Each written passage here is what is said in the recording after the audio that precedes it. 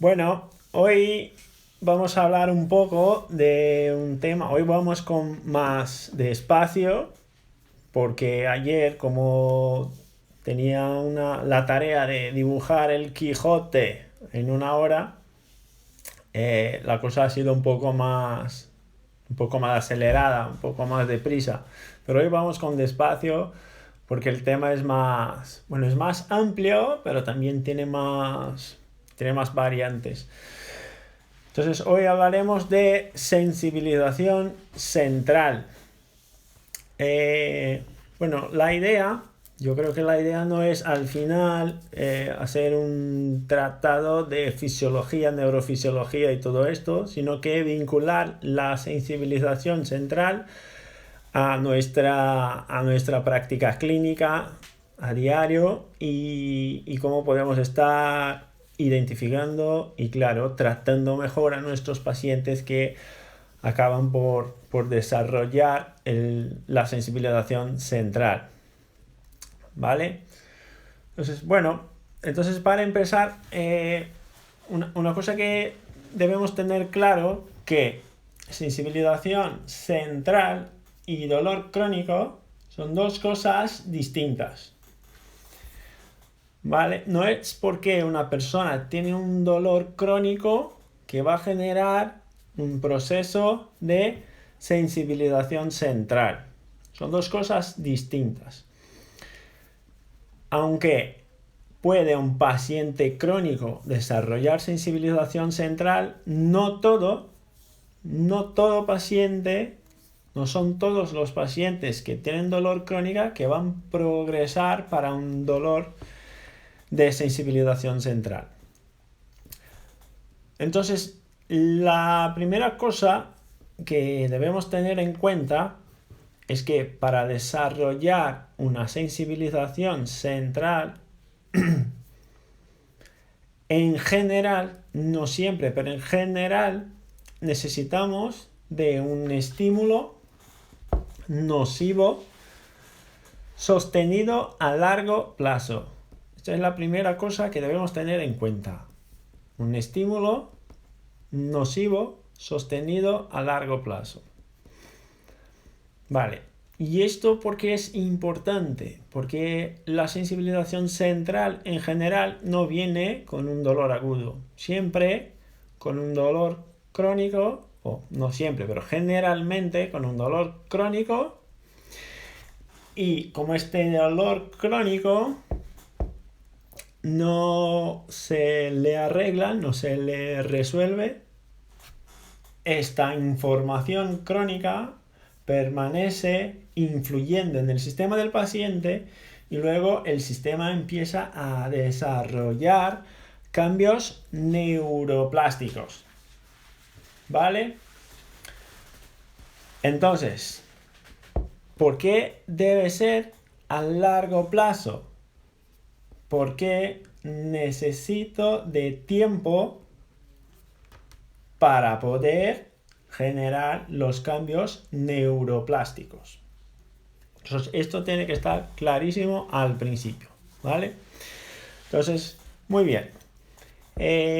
Un paciente que tiene un dolor central, que tiene un dolor de característica de sensibilización central, la característica de este paciente, la característica estructural de este paciente es que en general no hay un daño estructural, no hay un daño en el tejido que sea capaz de producir el cuadro clínico de tu paciente. Entonces, ¿qué queremos decir con esto? Un paciente que tiene sensibilización central generalmente no se encuentra un tejido dañado en este paciente, ¿vale? O si hay algo en el paciente, no es proporcional a la queja, no es proporcional a la cualidad del dolor. O sea, un daño pequeño o ninguno para una característica de dolor muy fuerte. O sea, son cosas que no encajan una con la otra, ¿vale? Esta es la primera cosa. Otra característica de estos pacientes que desarrollan sensibilización central es que en general tampoco hay cuadros inflamatorios. Cuando digo cuadros inflamatorios, me refiero a cuadros inflamatorios, por ejemplo, articulares, en la rodilla, en las lumbares, en las cervicales, en el codo. Esto es a lo que me refiero. Porque estos pacientes que tienen sensibilización central, en general, tienen un grado de neuroinflamación, algo de inflamación de bajo grado en algún sitio sostenido a largo plazo. ¿Vale? Entonces, en general, no hay un cambio tisular, un cambio en el tejido que sea proporcional al daño, a la queja del paciente, y en general no hay una inflamación articular, una inflamación muscular, nada de esto.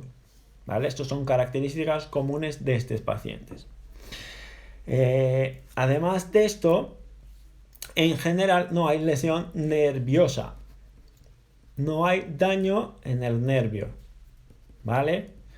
¿Qué quiero decir con esto? Que no hay daño en el nervio, que en general este paciente que desarrolla la sensibilización central no es un paciente que tiene un dolor neuropático. En general, el paciente que desarrolla el proceso de sensibilización central es el paciente que tiene un dolor nociceptivo, pero no un dolor neuropático.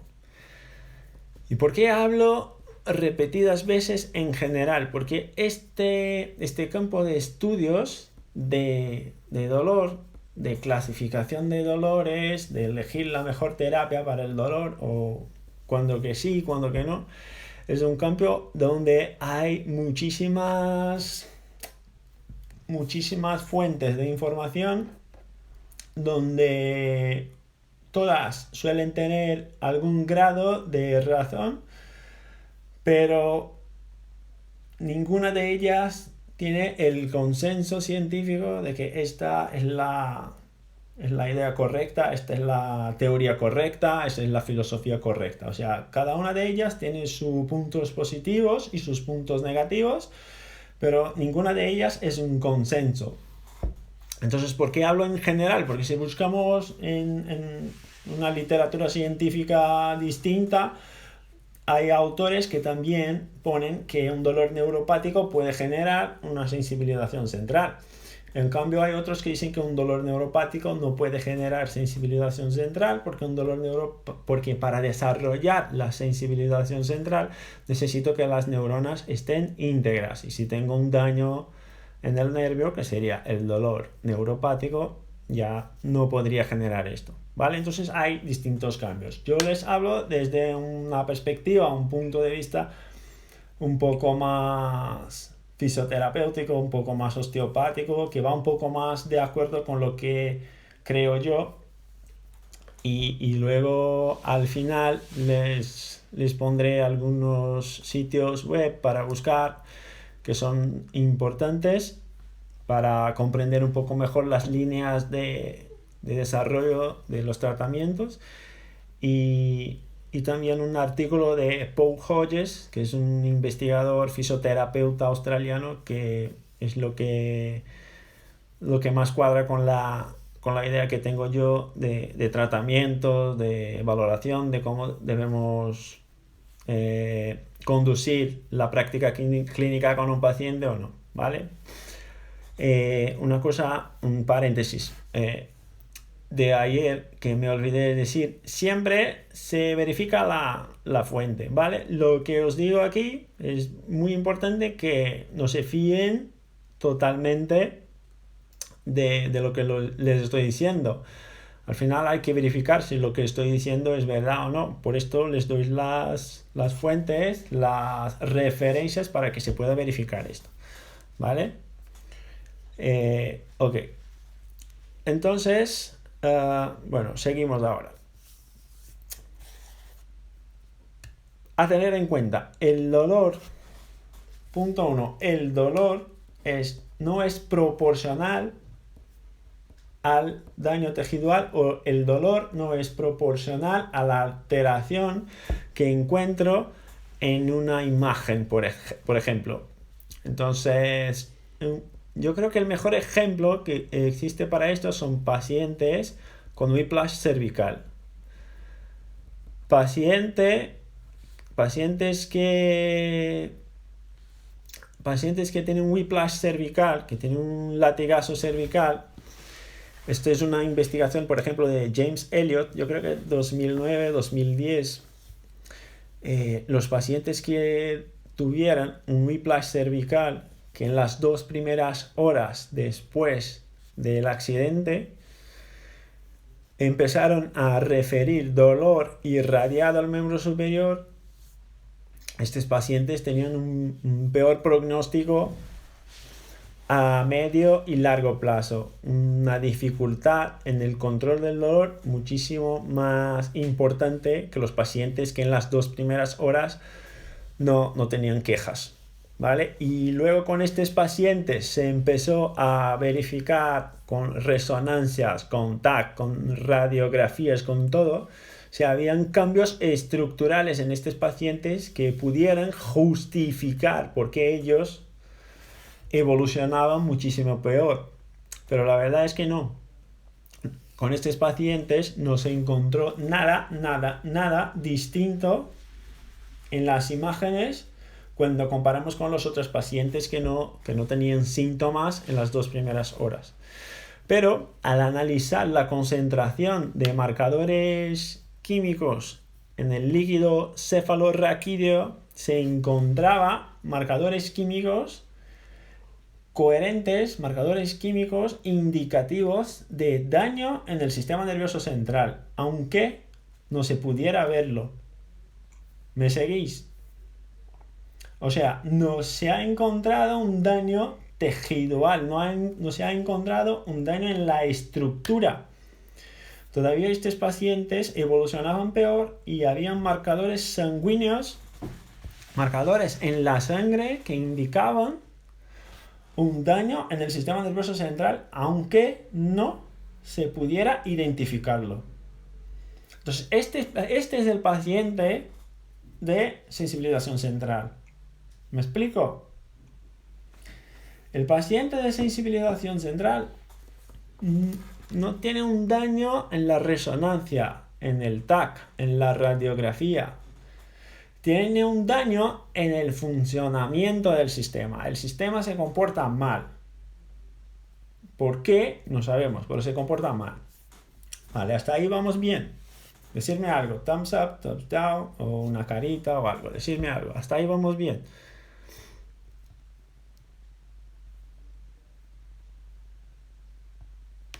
Vale, muchas gracias. Muy bien. Ahora, estos pacientes tienen, no hay daño en la estructura, pero sí en el funcionamiento del sistema nervioso central. ¿Vale? Ok. Ahora, estos cambios neuroplásticos pasan en distintos sitios. Entonces, hay cambios neuroplásticos, por ejemplo, en la sinapsis. Hay cambios neuroplásticos en las células gliales. Esto es lo que se tiene investigado con más frecuencia ahora. La influencia de las células de la glía en estos procesos. Hay cambios centrales y hay cambios que desde mi punto de vista, pero es mi punto de vista, hay cambios en la periferia. Y esto, desde mi punto de vista, es lo más importante. Claro, cuando digo esto, digo para la práctica clínica que tenemos nosotros, para la práctica clínica que tengo yo. ¿Vale? Hay cambios en la periferia. Y esto es lo que me llama más la atención. ¿Por qué me llama más la atención la periferia? Porque, fijaros, para que la información llegue a niveles centrales, esta información tiene que llegar por algún sitio. ¿Sí? Entonces, la información que llega a niveles centrales tiene que llegar por algún punto de comunicación, algún punto de aferencias del sistema. ¿Qué puntos de aferencias del sistema tengo yo? Todos. Solo no tengo aferencias en las uñas y en el pelo. Y yo tampoco pelo tengo, entonces un poco menos. Solo no tengo puntos de información al sistema nervioso central en las uñas y en el pelo, que ya me queda algo. ¿Vale? Entonces todo el sistema, huesos, músculos, nervios, fascias, órganos, vísceras, todo es punto de información central. Todo lleva información a niveles centrales. Vale. Ahora, imaginaros una situación. Bueno, si queréis apuntar un documentario, una película muy chula, que os va a encantar seguro, se llama Operación Engañosa. Operación Engañosa. Ruby, escríbelo por favor para que... Está en Netflix, ¿vale? Y habla un poco de la industria de las prótesis y todo esto. Y hay casos raros, pero por ejemplo, os digo uno de una mujer que le han puesto una prótesis, como un tornillo. Una prótesis, este tornillo se le ponía en las trompas, tubas o trompas. En las tubas o en las trompas.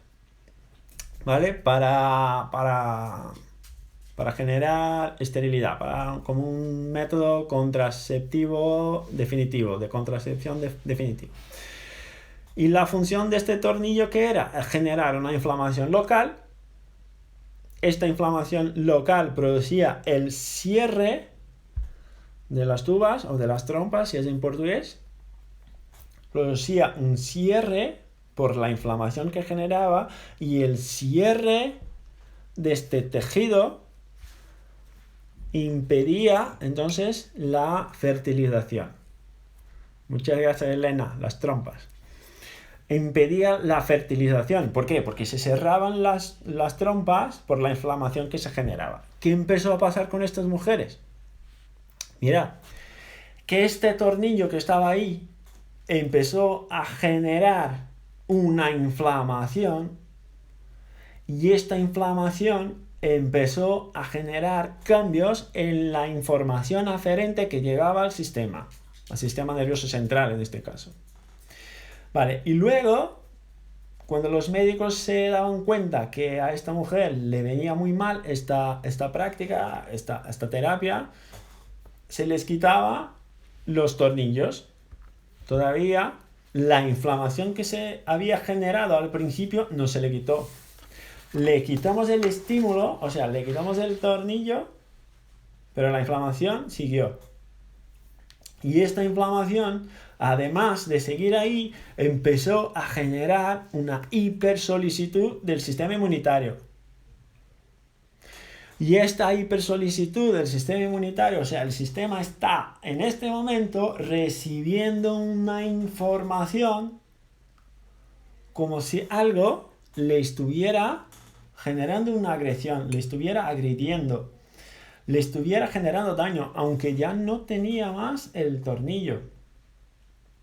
¿Vale? Pero la información aferente siguió. Y como la información no se le podía quitar porque no sabía qué era, porque ya no estaba más ahí el tornillo, como no se le podía quitar la información, el sistema siguió informando a los núcleos centrales que había algo que estaba mal, como un miembro fantasma. Puede ser, Vero. Puede ser. Y entonces, ¿qué pasó con esta mujer? No con esta mujer, con cientos de mujeres, con millares de mujeres. Que el sistema inmunitario empezó a reaccionar de manera hiperactiva.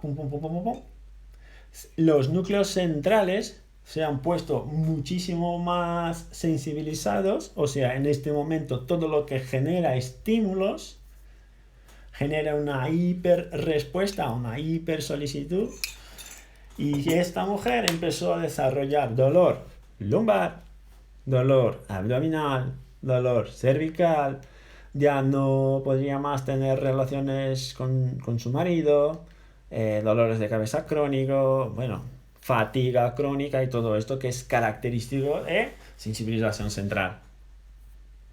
¿Me vais siguiendo?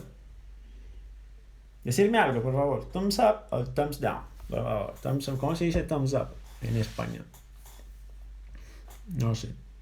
Pero thumbs up me vale. Decirme algo y luego sigue. Vale. Gracias, Chris. Gracias, Vero. Muy bien. Entonces, este es la película de un paciente que tiene sensibilización central. El paciente que está en nuestra consulta, nos resulta muchísimo complicado trabajar este paciente. ¿Por qué? Porque no encontramos, cuando buscamos, no encontramos nada en el sistema que pueda explicar el dolor. Porque la resonancia no lo explica, el TAC no lo explica, la radiografía no lo explica. ¿Entiendes? Pero tengo que tratar este paciente de la misma manera. Y este paciente, lo normal es que empiece a generar síntomas de miedo, síntomas de ansiedad, pérdida de la capacidad de relajarse, incapacidad de acostarse, de dormir tranquilamente y despertarse con energía. Este paciente genera una catastrofización de distintas situaciones de la rutina diaria y donde a él estas situaciones, por ejemplo, como hacer un ejercicio en el gimnasio, a él le parece algo muchísimo agresivo. Esta es la característica de este paciente y le duele todo. Le duele todo. Donde le tocas, le duele. Este es tu paciente. ¿Verdad? ¿Os suena este tipo de paciente? Donde tú le tocas, le duele. Esta es la característica. Entonces hago un contacto leve en la pared abdominal, le duele. Le exploro el esclerotoma de las vértebras cervicales, dorsales, lumbares, duele todo. Todas duelen en grupos, nada aislado, en grupos, pum, pum, pum, pum, todo. Este es tu paciente de sensibilización central. Y yo diría que para estos pacientes el dolor tiene más que ver con sensibilidad y menos que ver con daño estructural. O sea, las neuronas periféricas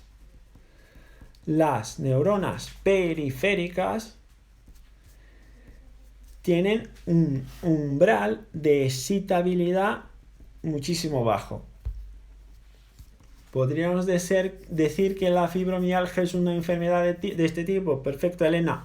Es una enfermedad de este tipo. Entonces, estos pacientes tienen un umbral de excitabilidad muchísimo bajo. O sea, yo le toco y cuando le toco el estímulo, que no es un estímulo dañino, le duele. A esto, ¿cómo nombramos? Alodinia.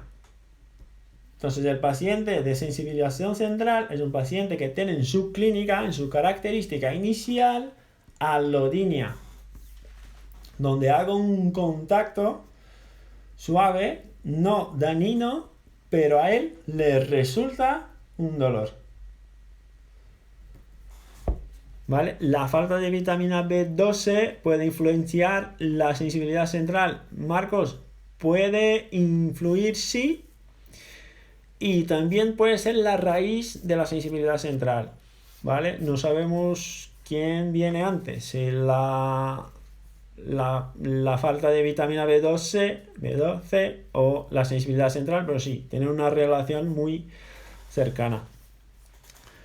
¿Vale? Entonces el primer síntoma de este paciente que busco en la valoración es alodinia. El segundo síntoma que voy a buscar es la hiperalgesia. ¿Y qué cambia cuando digo alodinia o hiperalgesia? La alodinia es una respuesta de dolor a un estímulo que no es doloroso. La hiperalgesia es la hiperrespuesta de dolor a un estímulo dañino, pero que debería generar un dolor muchísimo pequeño, pero le genera un dolor bastante importante. ¿Vale? Entonces, dos síntomas que tengo que buscar: alodinia y hiperalgesia. La alodinia, un estímulo no dañino que tiene respuesta de dolor, y la hiperalgesia, un estímulo de dolor que debería generar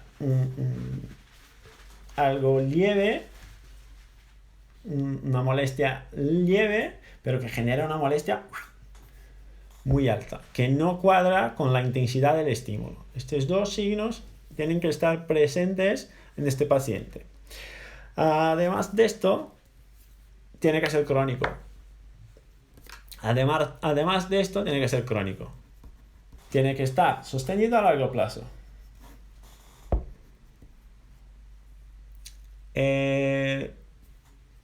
Si tiene que haber marcadores para confirmarnos, de verdad hay muchísimas propuestas para identificar pacientes con sensibilización central, pero no hay consenso. Yo creo que la clínica es lo más importante. ¿Todas son características de hiperexcitación central? Sí, son todas características de hiperexcitabilidad del sistema central, pero además de esto, son características de que el sistema periférico ya está sensibilizado. ¿Me sigues? ¿Por qué? Porque el sistema periférico es lo que va a generar el estímulo inicial que va al sistema central.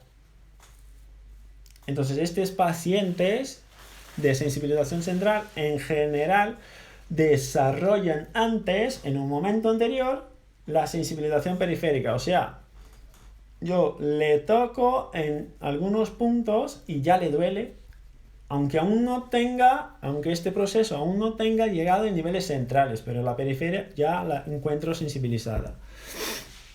Entonces, este proceso de sensibilización central empieza siempre por la periferia, en nuestra situación de terapia manual, ¿vale?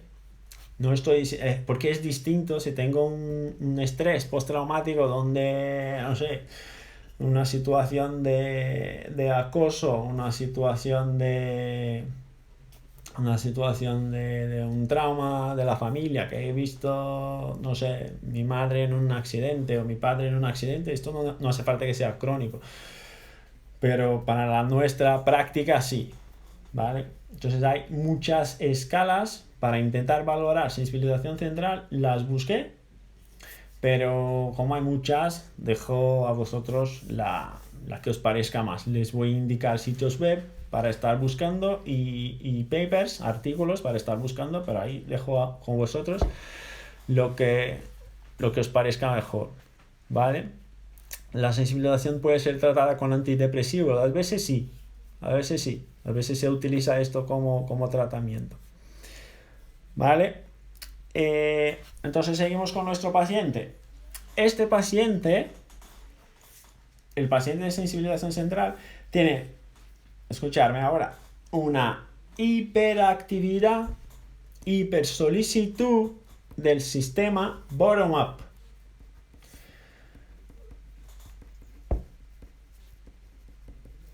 Una hipersolicitud del sistema bottom-up.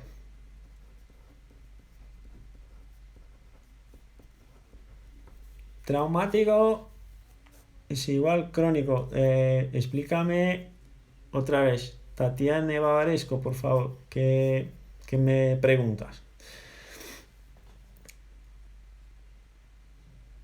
Hay una hiperactividad del sistema bottom-up. Que digo bottom-up porque está en inglés, me gusta más el inglés que el portugués y el español. ¿Qué es el sistema bottom-up? Es el sistema que va de abajo arriba. El sistema que va de abajo arriba. Ahora les va a escribir Ruby, que es el sistema bottom-up. Ahí, perfecto. El sistema que va de abajo arriba. Gracias, Ruby.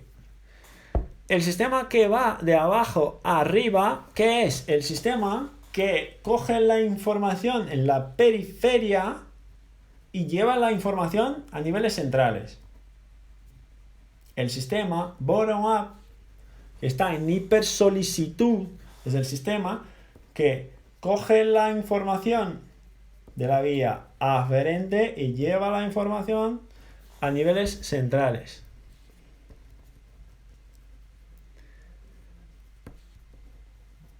Un episodio traumático no físico puede generar una situación, sí, puede, perfectamente.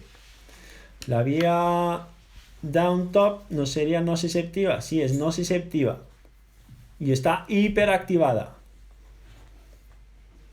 Entonces hay una hipersolicitud de la vía bottom up, una hipersolicitud de la vía desde abajo hacia arriba. O sea, se envían muchísimas informaciones aferentes a los niveles centrales. ¿Esto significa dolor? No, esto no significa dolor. Esto significa que hay un montón de informaciones que están subiendo. El dolor es una información secundaria. El dolor es interpretativo. Además de esta hipersolicitud del sistema bottom-up, hay una disminución, le podemos poner así, hay una disminución del control top-down.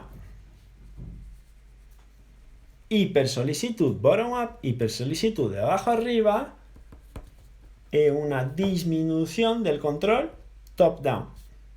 Una disminución del control que viene de arriba abajo.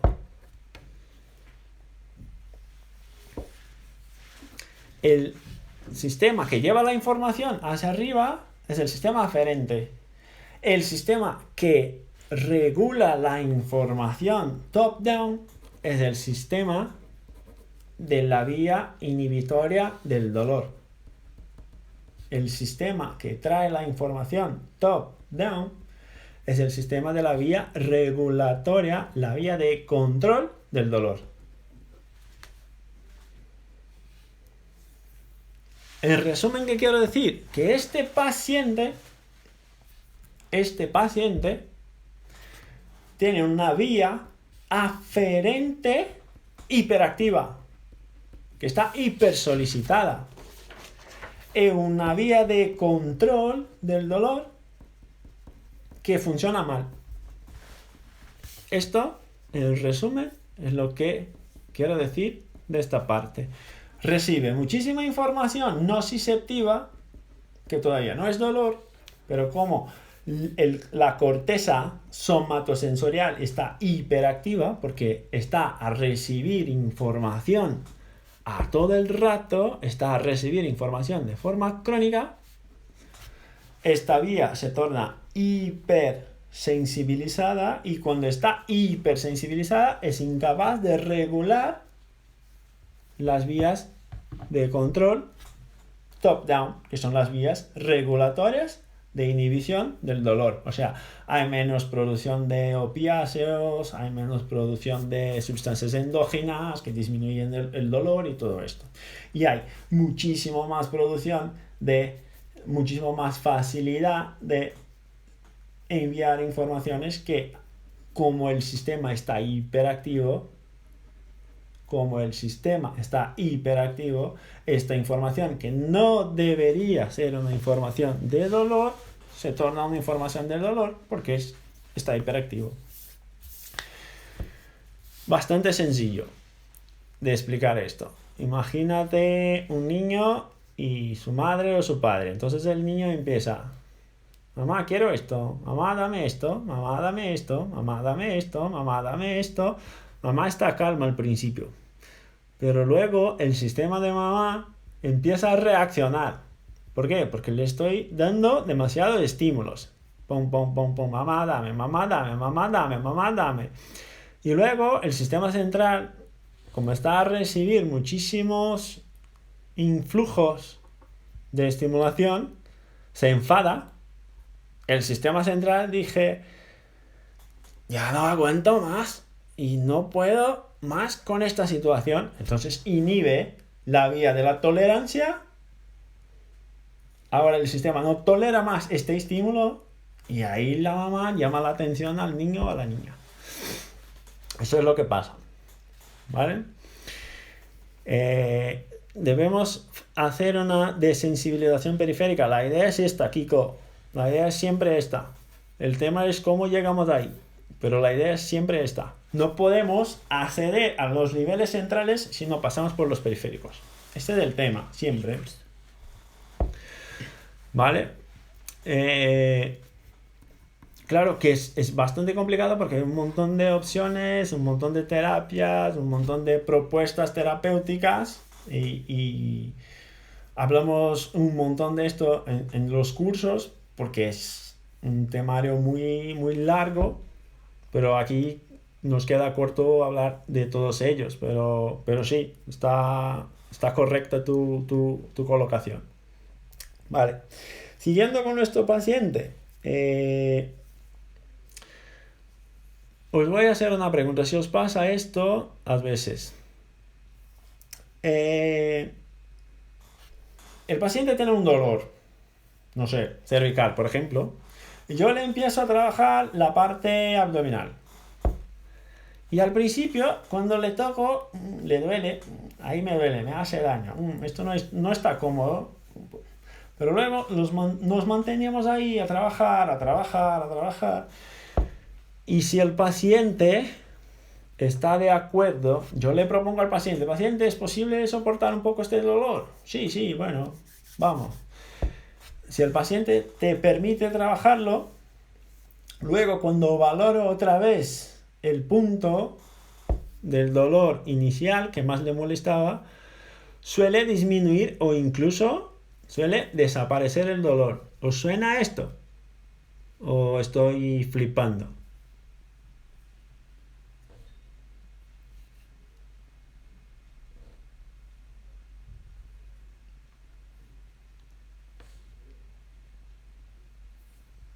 Vale.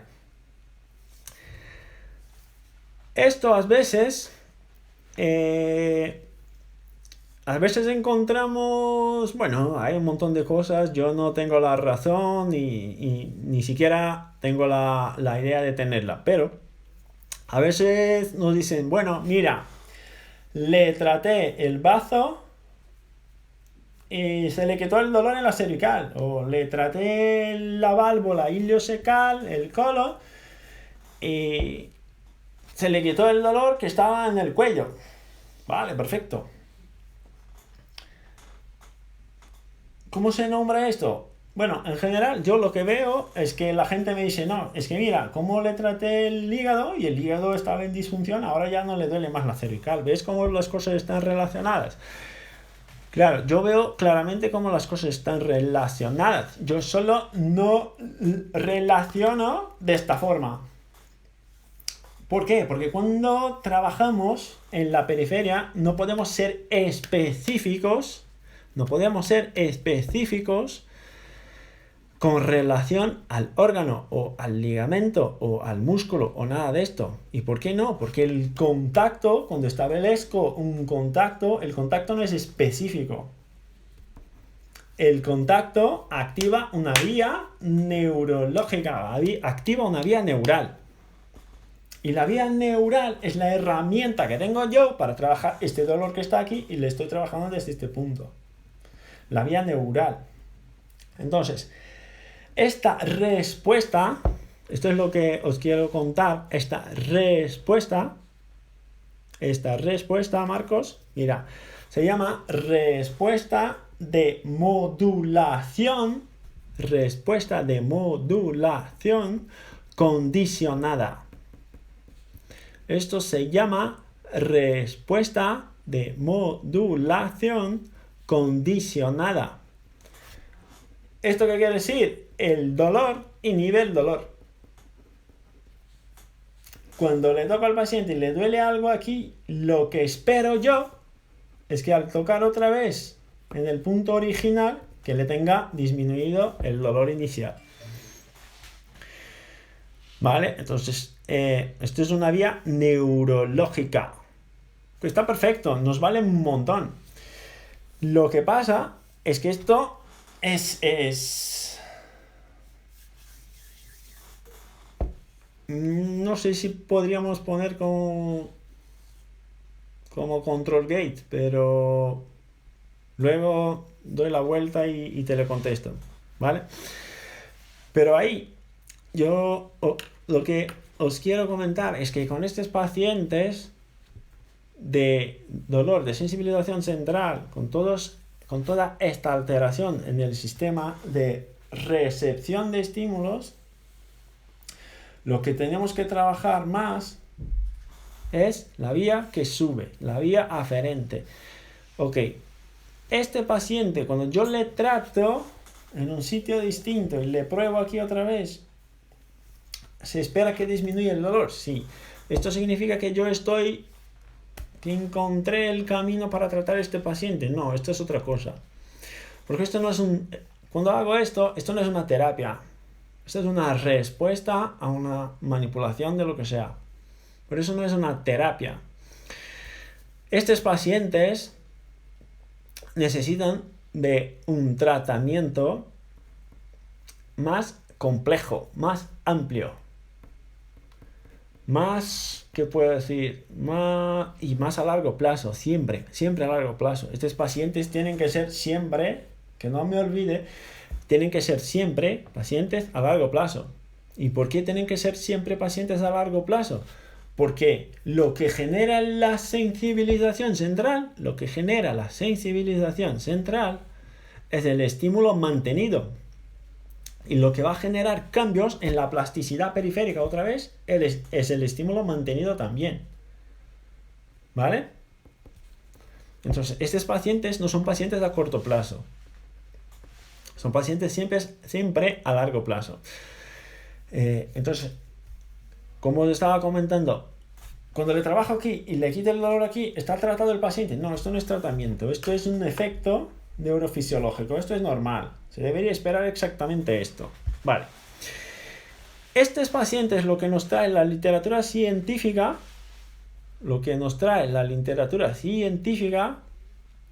es que son pacientes que necesitan de un abordaje más amplio. Este abordaje más amplio tiene que contemplar, 1, la parte de actitud, de comportamiento, de confrontación. Esta es una parte importante. ¿Vale? 2, estos pacientes necesitan pasar por... A ver, si no me explico, me lo decís, por favor. Necesitan pasar por una exposición gradual a la carga. O sea, necesitan pasar por un proceso de descatastrofización. Si el paciente cree que no se puede mover, nosotros lo que tenemos que hacer poco a poco, de manera gradual, tenemos que enseñarle que sí, que se puede mover. No solo que se puede mover, pero que se debe mover, porque lo que se mueve concentra menos tensión. Este paciente necesita de, o sí, algo de ejercicio. El ejercicio es la mejor terapia para estos pacientes. Me vas a preguntar, bueno Luis, ¿y la terapia manual cómo lo ves? Yo la veo muy bien, pero la tendencia natural, la tendencia que tenemos hoy en la ciencia son los tratamientos hands-off, o sea, quítate las manos. ¿Y por qué esta es la tendencia? Porque al final la estrategia que mejor funciona con estos pacientes es la enseñanza. Tú tienes que enseñarle, tornarle consciente de su proceso para que él pueda razonar todo esto. ¿A mí qué me parece el hands-off? A mí no me gusta el hands-off. No me gusta, ¿por qué? Porque la terapia manual es a mí me suena como la manera más preciosa, la manera más eficaz de poder acceder a este sistema, Porque el contacto, el abrazo, la terapia manual tiene liberación de sustancias endógenas y todo esto. A mí me suena como la manera más eficaz de darle al paciente ánimo para que se mueva de manera segura. Porque este paciente es un paciente que tiene miedo, es ansioso, no tiene seguridad para moverse solo. Entonces, con los 20 años que tengo de carrera, trabajé muchísimo con estos pacientes y pacientes que venían de fisios, de osteópatas, de quiros y de todo, con muchísimas medicaciones y todo, y múltiples terapias y todo. Y la actitud que siempre he tenido con estos pacientes, cuando tenían múltiples terapias, múltiples fármacos y todo esto, siempre ha sido: el tratamiento lo conduzco yo. Yo no comparto tratamientos. Yo trabajo desde la terapia manual hasta el punto que yo te pongo a moverte y te enseño los ejercicios y cómo moverse al principio para que tú estés seguro de esto, y luego le doy de alta. Y este proceso en general, si el paciente va contigo, y es muchísimo importante que el paciente va contigo, tú no puedes hacer la terapia por el paciente, tú puedes ayudarle para que él logre un éxito, pero tú no puedes hacer por él. Entonces es muy importante que el paciente va contigo. Si el paciente llega en tu consulta, se tumbe la camilla y te dice: bueno, trátame, este no es mi paciente, yo no puedo hacerlo, esto no puedo hacerlo, porque yo puedo ayudarte, no puedo hacerlo por ti, ¿vale? Este es el paciente de sensibilización central. Y esta es la crítica que se hace a la terapia manual cuando trabaja con un paciente de sensibilización central, porque cuando tú le das solo confort, el paciente que busca la consulta porque tiene dolor, cuando tú le das confort, él se pone más cómodo, pero sigue con miedo, sigue con catastrofización, sigue catastrófico, y ahí tú le mantienes en este ciclo, y este ciclo no le vale, porque este ciclo es un ciclo de dolor. No quiero decir que una terapia multidisciplinar no es buena. Yo creo que la terapia multidisciplinar es perfecta, pero cuando tú tienes un fisioterapeuta, un osteópata, un profesor de pilates, un profesor de gimnasio, un profesor de masaje, un profesor de RPG, esto es todo lo mismo, es todo a la parte física. Para la parte física yo creo que debe haber una orientación central. Luego, que tiene que ver que necesitamos de un nutricionista, de un médico, de un psicólogo, de todo esto, claro, se comparte terapia, pero cuando todos los terapeutas van a lo mismo, esto en general más genera daño que nos ayuda, ¿vale? Entonces, lo que quiero decir con no comparto terapias es esto: si yo hago la terapia física, la hago yo, y ahí no puede haber otro, ¿vale? ¿Me sigues, Elena? ¿Me explico o no? Si hay un nutricionista, perfecto, un médico, perfecto, un psicólogo, perfecto, pero si otra persona va a hacer lo mismo que yo, ahí no me vale, ¿vale? Entonces, otros profesionales sí, pero otros que hacen lo mismo que yo, ahí ya no me vale, porque el sistema ya no sabe, ya no reconoce múltiples estímulos, ¿vale? Perfecto, cada uno hace lo suyo. Y estos pacientes suelen buscar terapias para control del dolor en todos los sitios. Y ahí esto complica, ¿vale? Bueno, seguimos con nuestro paciente. Estos pacientes es bastante importante la comunicación. Entonces, si tengo que decirles algo, evitar palabras como degeneración, como discapacidad, como tú no puedes más practicar deporte, no puedes más ir al gimnasio, porque esto te genera daño. No, mira, no es que el paciente no puede ir al gimnasio, es que tú tienes que prepararlo para que pueda ir. ¿Me sigues? Nuestra función no es decir al paciente: tú no puedes hacerlo, sino que prepararlo para que él pueda hacerlo. Esta es nuestra función. En un paciente con sensibilización central, aún más. Yo ahí veo la terapia manual como la puerta de entrada para estos pacientes, porque con la terapia manual tú puedes acceder a estos pacientes. Se genera confianza, y cuando se genera confianza, si eres un terapeuta responsable, tú le vas a estimular para que siga adelante, no para que se quede contigo como un paciente crónico. ¿Me sigues? Claro, hay un montón de gilipollas que se quedan con el paciente por toda la vida. No es esto. Perdona por la palabra. No es esto, porque el paciente no es nuestro. La función que tenemos nosotros es trabajar el sistema del paciente para que él pueda restablecer su función. Y nosotros somos la puerta de entrada, la puerta de apertura para que esto pueda pasar de una manera eficiente. ¿Me vas siguiendo? Entonces, la comunicación con estos pacientes, absolutamente importante. Evitar palabras como degeneración, discapacidad y todo esto. En nuestra terapia, mira, a veces hacemos una maniobra que le genera dolor al paciente. Esto no es generar daño, es generar algo de exposición gradual. El paciente debe tener en cuenta que el dolor no es de todo malo. El dolor es una respuesta, una alarma del sistema. Y el sistema está reaccionando. Entonces, si le toco aquí, esto no le hace daño.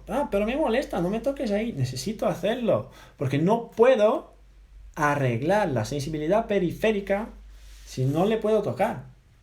¿Me va siguiendo? Entonces, con el tema de generar dolor o no al paciente, no os preocupáis mucho, chicos.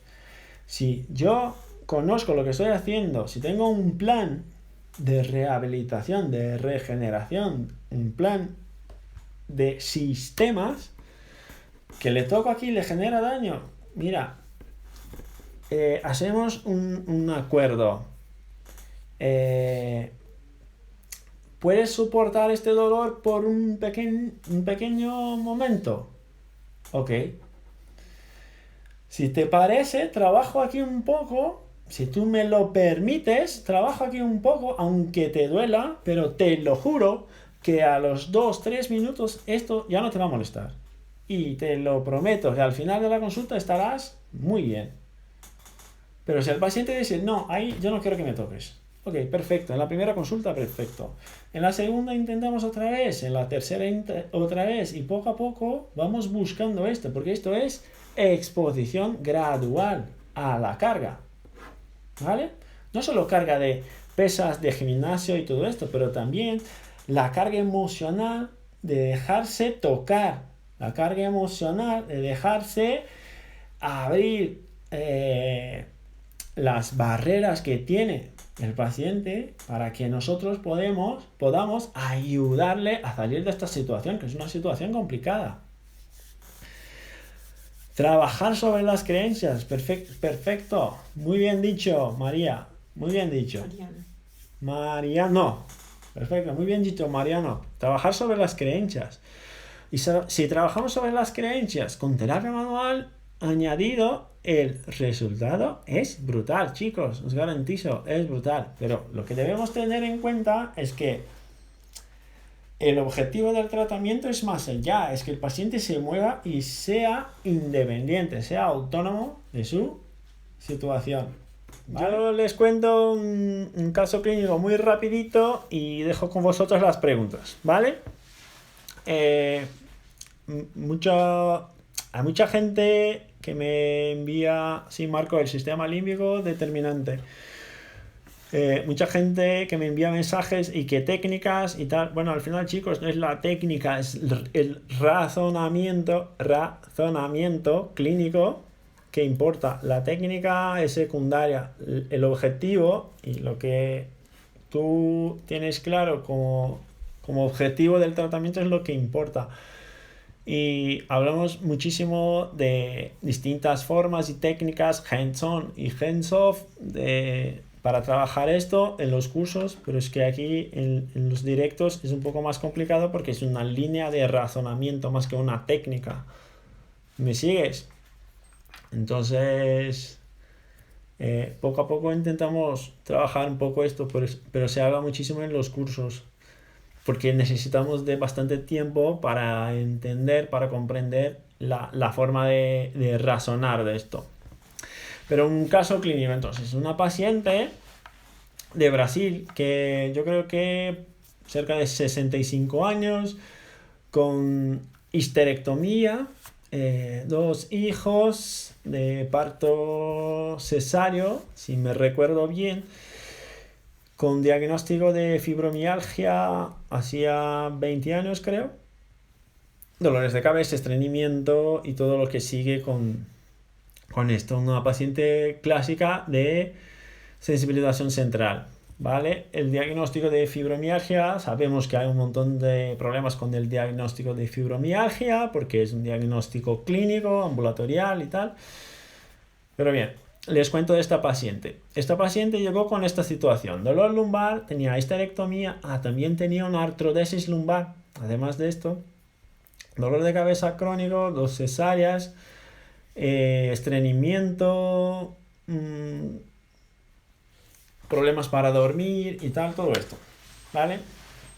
Empezamos su tratamiento. Su tratamiento tardó 4 meses, con una frecuencia semanal de 1 vez a la semana.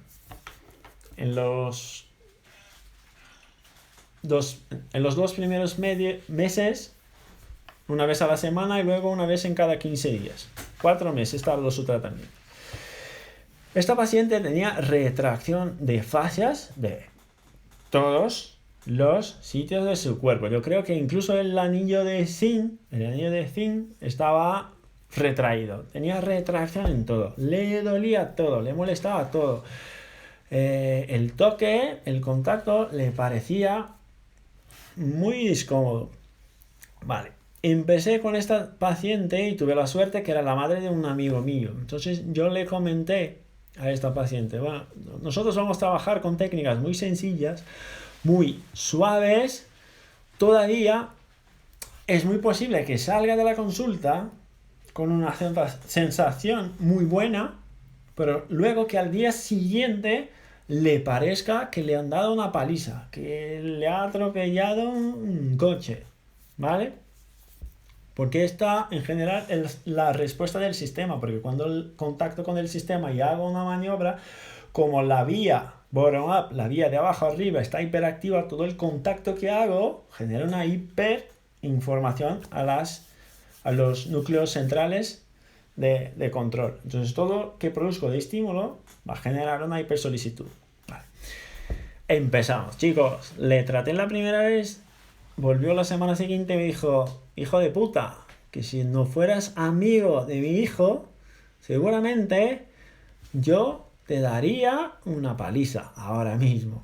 ¿Qué me has hecho? Porque en consulta nada me molestaba, pero al día siguiente yo no podría moverme del dolor que tenía en el cuerpo. E incluso me ha dado fiebre, ha tenido fiebre al día siguiente, fíjate. Y esto es frecuente con estos pacientes. ¿Por qué es frecuente con estos pacientes? Porque cuando trabajamos, por ejemplo, la región abdominal, hacemos el drenaje de un montón de citoquinas proinflamatorias que están concentrados ahí.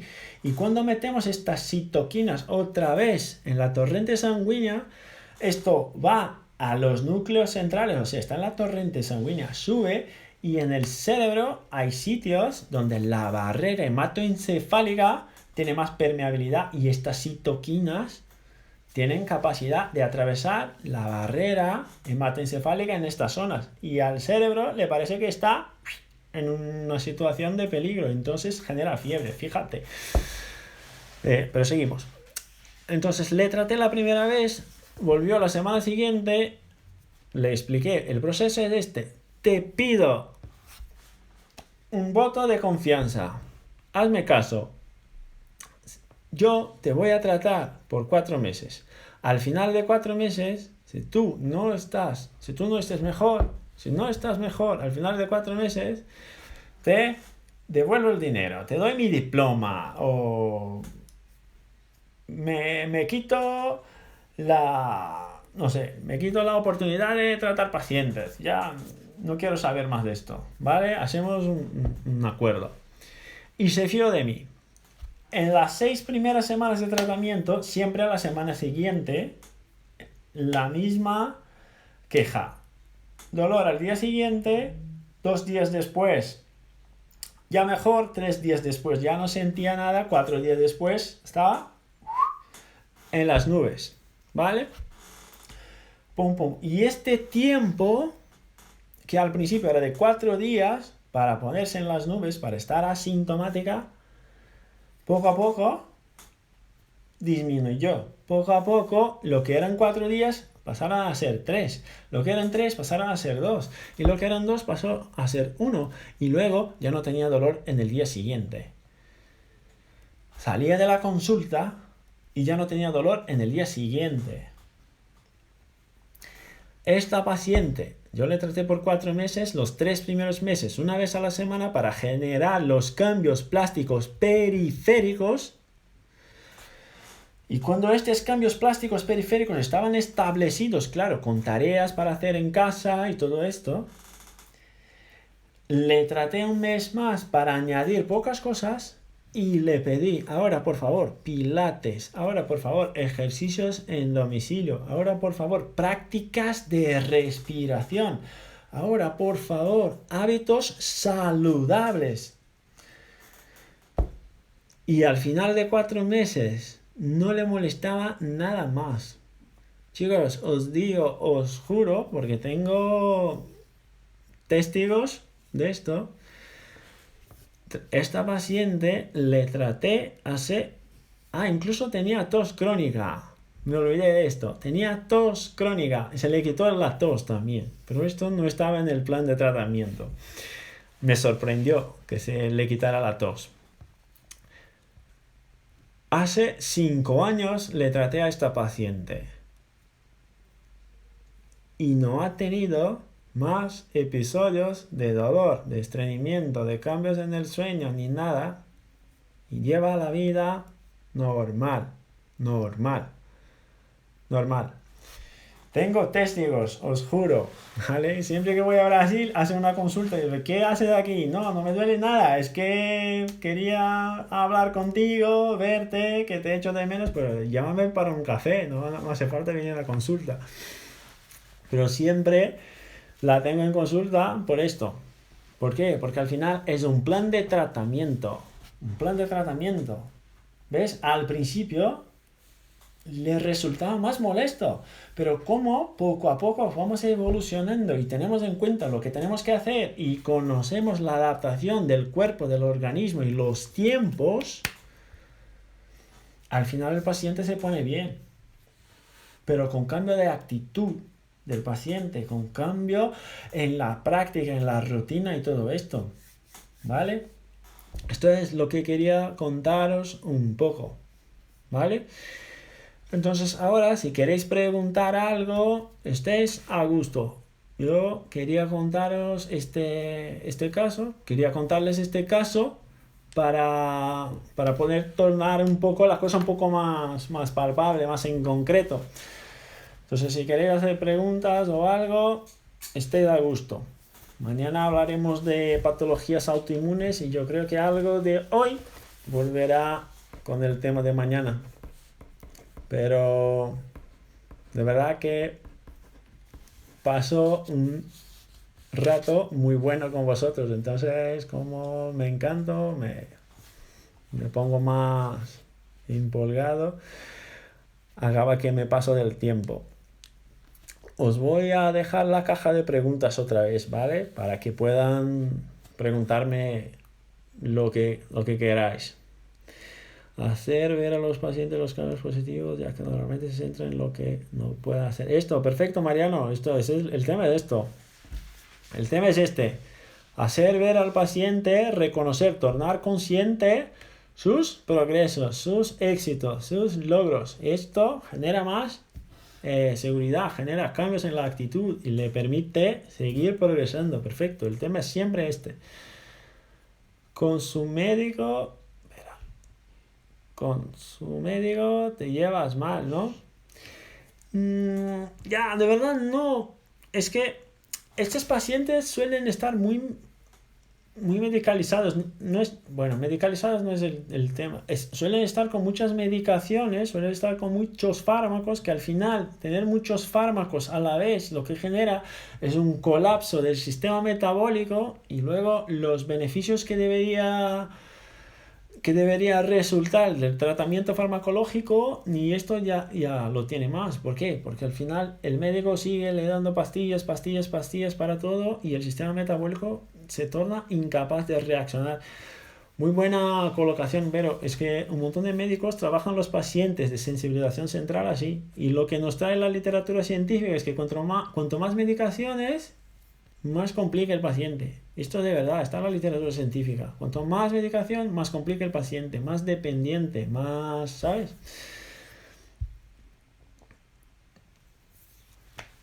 Muchas gracias. Fisiopación Mérida. ¿Qué? Otra pregunta. ¿Me pasé una pregunta? Ujú. ¿Qué? Decirme la pregunta. Los casos de esta paciente Sofía, perdona, me pasé de tu pregunta. Sofía, esta paciente yo le traté la parte visceral más que todo. La parte visceral más que todo. Al principio me gusta tratar la parte visceral. ¿Por qué me gusta tratar la parte visceral? Porque donde está una gran parte de los receptores sensibles que informan a los núcleos centrales de la situación interna está en la parte abdominal. Entonces, lo que informa la homeostasis, por ejemplo, que sería el vago, está más concentrado en la parte abdominal. Las citoquinas proinflamatorias que se concentran con estos pacientes de sensibilización central se concentran más en la región peritoneal. Fíjate, Sofía, que pacientes que tienen endometriosis, antes de desarrollar la endometriosis y todos los cambios tisulares, antes de desarrollar esto, ya podemos encontrar una concentración de marcadores químicos proinflamatorios, citoquinas proinflamatorias, en el líquido intraperitoneal. Fíjate. Entonces, yo en general empiezo más por la parte abdominal, por la capacidad que tiene de informar homeostasis y por la capacidad que tiene de concentrar marcadores inflamatorios. Entonces, cuando trabajamos ahí, esta zona, primero, lo que suele pasar es que baja un montón la sensación de dolor, y puedo aumentar el lineal de tolerancia, el lineal de excitabilidad de este paciente. Entonces, me resulta más fácil empezar por ahí. Entonces, empecé por la parte visceral. En el cráneo ni siquiera le toqué, solo la parte visceral. ¿Se sabe cuánto tiempo tardan en aparecer estos cambios neuroplásticos? Paula, ¿verdad? Paula, ¿se sabe cuánto tiempo tarda? No, se sabe que es a largo plazo. Por ejemplo, no tiene nada que ver con dolor, tiene que ver con el nervio vago, por es neuroplasticidad igual. Pacientes con obesidad han sido pacientes, no modelos experimentales, han sido tratados con estimulación del nervio vago para saber si estimular el nervio vago tenía alguna influencia en la pérdida de peso y también en el mantenimiento del peso después de la dieta y otros cambios de dolor y otras cosas. Vale. Entonces, estos pacientes tratados de manera frecuente, de manera a diario, con estimulación eléctrica del nervio vago, empezaron a tener, fíjate, Paula, fíjate, empezaron a coger beneficios, empezaron a tener beneficios de esta estimulación después de 6 meses de estimulación crónica. Entonces, estimular el nervio vago en pacientes obesos viene muy bien, les ayuda un montón a mantener el peso, les ayuda incluso a una pérdida más importante del peso, pero para que el nervio vago tenga capacidad otra vez de influir en ese sistema, necesito en esta situación de 6 meses de estimulación crónica a diario. Pero ahí en esta situación sería una estimulación eléctrica. Nosotros trabajamos con estimulación manual y con otros estímulos que podemos pedirle al paciente que haga a diario para estar siempre estimulando el vago. Yo creo que va más por ahí y es un poco lo que estoy proponiendo estudiar en el doctorado con pacientes de esclerosis múltiple. Entonces, no sabemos cuánto tiempo, pero sabemos que tarda. En estos pacientes obesos, que tienen un grado de inflamación brutal, claro, tampoco es frecuente, no es lo normal para todos, tardó 6 meses. ¿Vale?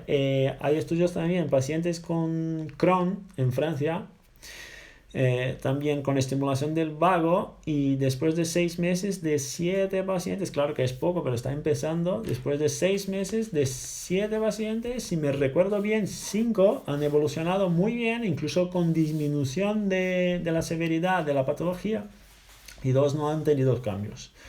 ¿Vale? Entonces lo que sabemos es que cambia. ¿Cuánto cambia? Cambia muchísimo. ¿Y cuánto tarda? Tarda muchísimo también, porque tampoco se genera esto de momento. Para que llegue ahí tarda, para que salga de ahí tarda un poco también. Marco, las referencias que... Sí, yo las pongo en las historias, si te parece. ¿Vale? Porque ahí pongo la imagen del título y todo, y creo que ahí ya enviamos a todos. Además, que la ortosimpaticotonía produce hipersensibilización central. Ángel, no, el simpático es un sistema de respuesta. Entonces, yo diría que la sensibilización central genera la hiperactividad simpática. Porque el simpático es un sistema de respuesta. Entonces, para que él esté en hiperactividad, algo tiene que solicitar hiperactividad, no él. Entonces, si el sistema central está comprometido, el sistema simpático recibe información de lucha o huida, de miedo o ansiedad, y ahí se activa más. Yo diría, pero esta es mi opinión personal, que lo que viene antes sería la hipersensibilidad. No central, puede que sea periférica. Y luego de la hipersensibilidad periférica, cambios simpáticos y cambios centrales. Ahí me cuadraría. Vale. A ver si hay más. Las referencias de Elena los pongo en las historias. Perfecto. Perfecto. Para poder defendernos me gusta. Me encanta la actitud. Alejandro, cuídate. ¿Qué tipo de estímulo del vago? Sofía, tenemos un día esta semana solo para hablar del vago. Entonces, si puedes, dejamos tu pregunta para el seminario del vago. El seminario, no, la live o el directo de vago. La estimulación del vago puede ayudar en el tratamiento de la diverticulitis. Marcos, si te parece, también lo dejamos para el seminario de vago, ¿vale? Sería muy interesante esta evidencia sobre los beneficios de la estimulación del vago en pacientes con obesidad, sobrepeso. Perfecto, Mariano, puedo buscarla. Pero te pido que envíame un directo, un mensaje en privado y para recordarme y luego les disponibilizo en las historias también. Vale, pues chicos, muchísimas gracias por todo. Claro, aquí hablamos un poco rápido, de una manera más superficial, pero espero haber ayudado a todos de alguna forma, ¿vale? En los cursos sí tenemos tiempo para hablar muchísimo de tratamientos, técnicas y lo más importante, la idea de por qué, cómo y cuándo, que es lo que de verdad te vale, pero aquí hacemos un brainstorming un poco más rapidito. Encantado en estar con vosotros. Voy a dejar la caja de preguntas y ahora os deseo una buena noche, una buena tarde si no estáis en España. ¿Y algo más, mujer? ¿No? Ok. Ruby me dijo que nada más. Ok. Me falta tiempo, Marco, sí. Eso es verdad. Hablo demasiado. Vale, un besito a todos. y nos vemos mañana.